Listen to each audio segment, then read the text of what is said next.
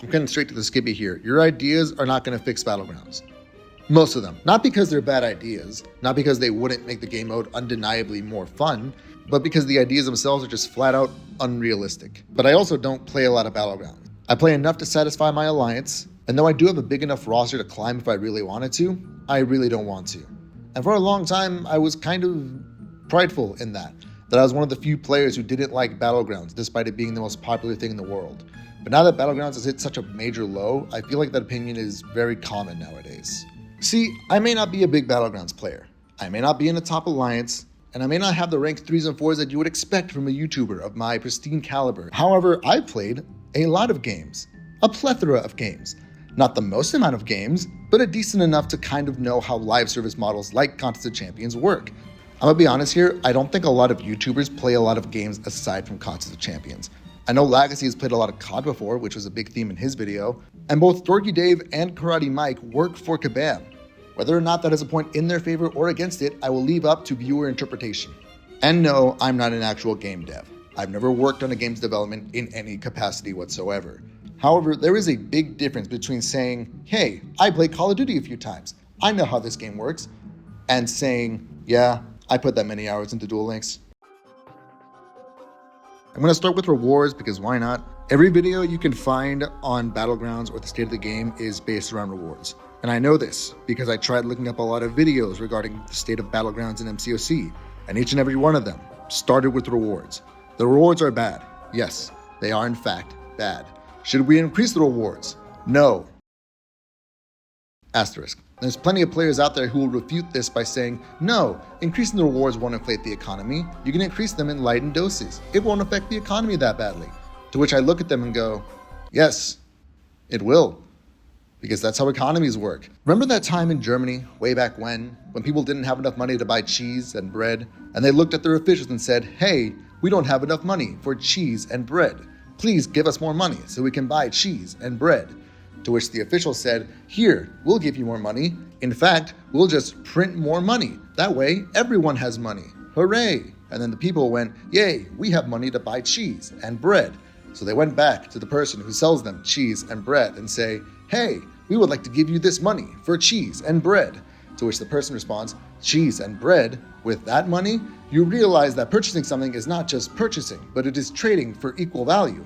Why would I value your money when everyone else has the same amount of money? The same amount of money that would also go into buying my cheese and bread. Do you see what's happening here? Do you see what the American is trying to explain to you? Despite my many jokes at the expense of people who don't understand how economies work, there are better ways to fix Battlegrounds rewards. A variety of ways, actually. The idea to add battle chips to individual matches is really good. Like, really good. It's kind of hilarious how an hour of playtime in Battlegrounds is valued far less than an hour of playtime in Arena. But increasing rewards in any capacity, just flat out increasing them, does mess with the game economy. But there is a way to make the rewards feel more valuable. The first step to doing this is to stop selling us stuff. Maybe try putting those rewards behind the paywall into free-to-play system to make players want to keep playing your game instead of quitting across the board. Another way to do this is something that I've seen suggested on multiple fronts, and I'm kind of behind it. Kabam has stated on multiple occasions that they have this thing called a rewards budget, the amount of rewards that a player can earn on a monthly rate. They have this budget to make sure that nobody climbs way too fast or that people climb way too little. But assuming that Kabam has maintained the rewards budget, then maybe the issue isn't with the Battlegrounds rewards, but maybe the issue is in rewards allocation. Like I said, an hour of game time in Arena is nowhere near the same value as an hour of game time in Battlegrounds. Neither is the hour of game time in Alliance Quest, or Alliance War, or Incursions, or Event Quests. Whatever happened to variants? Because of this, people have thought of a very good idea. Why not remove Arena from the game completely? Reduce it to atoms, then allocate that rewards budget into Battlegrounds. That way, players are still earning the same amount of battle chips, units, and featured heroes while playing Battlegrounds. It's a wonderful idea, a brilliant idea, a magical idea. It's also never going to happen. Live service games are designed to keep you coming back over and over and over again. It's why Alliance Quest still exists and is still terrible. It's why Battlegrounds is still like this and is still terrible. What matters to the developers of a live service game is not player satisfaction. It's not even the amount of money spent on the game. It's player retention. And it's also why Arena is like this and is still terrible and is not going anywhere anytime soon. Kabam also has this vendetta against changing anything about the arena. They're very intent on keeping it the same way forever. The good noodles over at Kabam are performing SCP levels of containment against the bad apples that want to deprive players of any form of free units. For all intents and purposes, we can't change Arena. Arena is an immutable part of the game and will never be changed. And as a result, we cannot allocate more rewards from the Arena to Battlegrounds. But imagine if we could. Theoretically speaking, it wouldn't really change much. That time you'd spend grinding Arena would be spent grinding Battlegrounds. And if we hypothetically axed Alliance Quest as well, the time you'd spend playing Alliance Quest would be spent playing Alliance Raids, or Incursions, or the monthly event quest. There's probably some other reasons why Kabam doesn't want to do it. That could be reasonable, it could be greed, it could be incompetence. I don't know. I'm not a game dev. Moving on. It's very easy to hear a common opinion among a bunch of YouTubers and to think that's the majority's opinion, when in reality, they're just a very vocal minority. Needless to say, the queuing system still needs to be fixed, because if there's anybody that you want to keep satisfied with Battlegrounds, it's the 1% of players that actively play Battlegrounds. But it's important to note that this issue with queuing is not exclusive to Contest of Champions. Basically, any game with any kind of multiplayer system has an issue with queuing. There are actually games with very big player bases that have queuing issues, because no matter how you design a competitive system, the higher you climb atop the pyramid, the smaller that section of the pyramid gets. Fixing the queuing system directly would involve a lot of reworking of the general structure of Battlegrounds on Kabam's side. Based on the scoring system that they have in place right now, there's really no way to make the queuing system any better for people at the top of the pyramid. It's just gonna suck because that's how the points work. Fortunately for us, big live service games have already found plenty of ways to fix the issue regarding queuing system and to make it easier for every player across the board. For one thing, ranked decay. Because the reason why queuing takes so long when you're at the top of the pyramid is because your point total is way bigger than a lot of people's, and the people who have a similar point total to you are not always on at the same time as you. However, rank decay is a system that's implemented by a lot of games where if you go without playing Battlegrounds for a certain amount of time, you will actually lose points in that match system. You will steadily move down from the pyramid, allowing other people to overtake you and essentially making space on that pyramid for you. Then, maybe once you haven't played Battlegrounds for a little while, taking a small break every now and then, you can just get back in there and start finding people around your level and actually get to play the game and fight for this top spot on that pyramid. This works, but was also dependent on you not playing Battlegrounds for a decent amount of time, but you're not playing much Battlegrounds now, so this is still an upgrade. There's also the idea for separate queues, ranked and casual. Ranked, which actually pushes you through the gladiator circuit, and casual, which has no effects on the ranking whatsoever, and is just done for funsies. This would actually hurt the current model of Battlegrounds because you're essentially taking that big pyramid that I mentioned earlier and just dividing it in two. I don't know why I suggested this. There is also a lot of people asking that you be able to leave the battleground screen while queuing for a match, which is a wonderful idea. Lots of games do this. So let's design a system where we get to move across various menus and loading screens without losing our place in the queue line, without disconnecting from the game, and porting us into the Battlegrounds match without anything going wrong. And let's entrust this job to Kabam.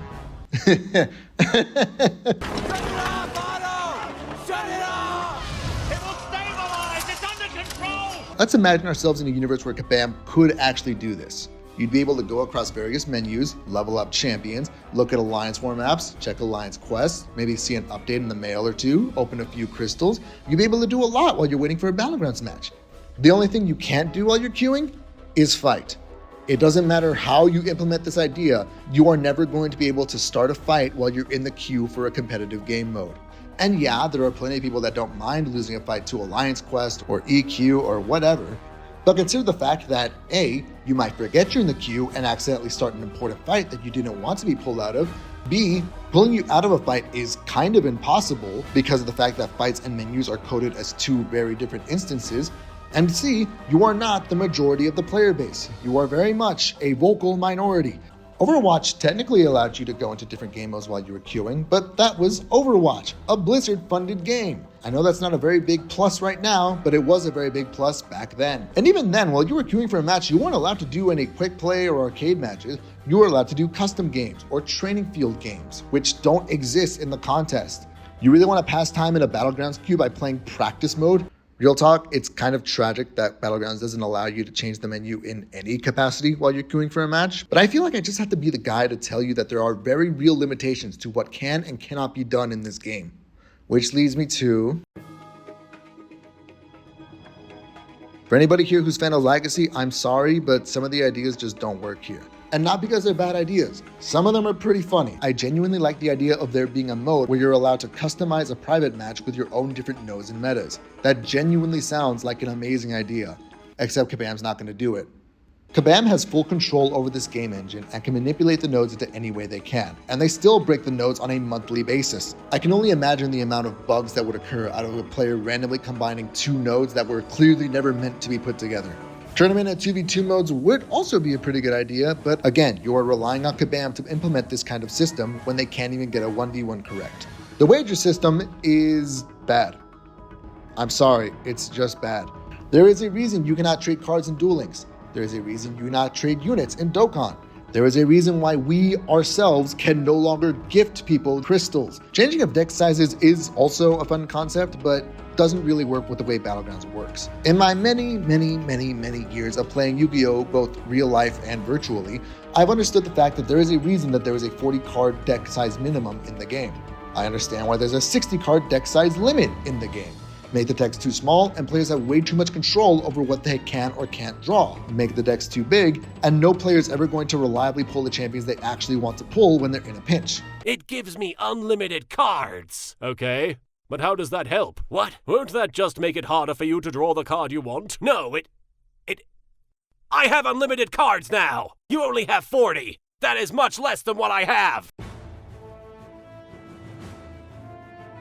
So what would I suggest to fix Battlegrounds? Well, I already talked about axing Arena and Alliance Quest, so we may as well stick with those. They're probably never going to happen, but hey, I can still hope. And I also talked about the potential for rank decay. I also talked about leaving the Battlegrounds menu while queuing, which is pretty obvious. I also genuinely love the idea for a node creator and tournament or 2v2 style mode. The only issue with those is just Kabam's ability to implement it. But there are some other more niche suggestions that I genuinely think would improve Battlegrounds. My first suggestion, let players get out of matches quicker.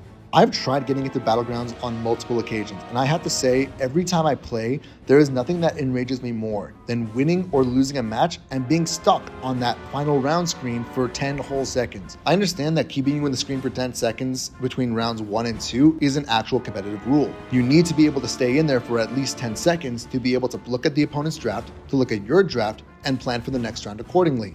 It's also the perfect time to spam emotes. But just shave off 5 seconds from the round 3 menu and allow players to quit out of the round 3 menu with no penalty. Matches in Overwatch and Rivals end pretty much instantly as soon as the objective is reached. League of Legends lets you leave before the victory animation even finishes. 5 seconds may not seem like that much, but again, that is 5 seconds where you're stuck in that screen, staring at the game you lost by probably a second. Obvious suggestion is obvious, keep the metas at a consistent 2. I feel like I shouldn't be the one telling Kabam devs that 1 meta for an entire month is way too little, and that 4 metas for an entire month is way too much. 2 metas is good. I like 2 metas. It seems balanced. Blacklist is something that Battlegrounds should have had for a long time. The biggest complaint I see from anybody playing Battlegrounds, spectating Battlegrounds, or even thinking about starting Battlegrounds is that if you want to climb, your deck composition is likely going to be the same as everyone else's deck composition. Everyone uses Silk, everyone uses Jugs, everyone drafts Serpent. And yeah, we have personal bans through each Battlegrounds match, but I think I'm not alone when I say that 3 bans doesn't always feel like enough. That being said, the blacklist should be no more than 1. Any more than 1 champion per blacklist, alongside the metas, alongside our personal bans at the beginning of each match, that would probably feel unplayable, especially if you're a Juggernaut enjoyer. I already discussed rank decay as a potential fix for the queuing issue, but there's also the idea of a ranked reset. Essentially what you would do is that you would have a split between each and every Battlegrounds season. Split 1 is week 1 and 2, and split 2 is weeks 3 and 4. At the end of split 1, your position in the leaderboard is logged by Kabam, and the point total you have right now is reset to a point total based on the rank that you were at that time.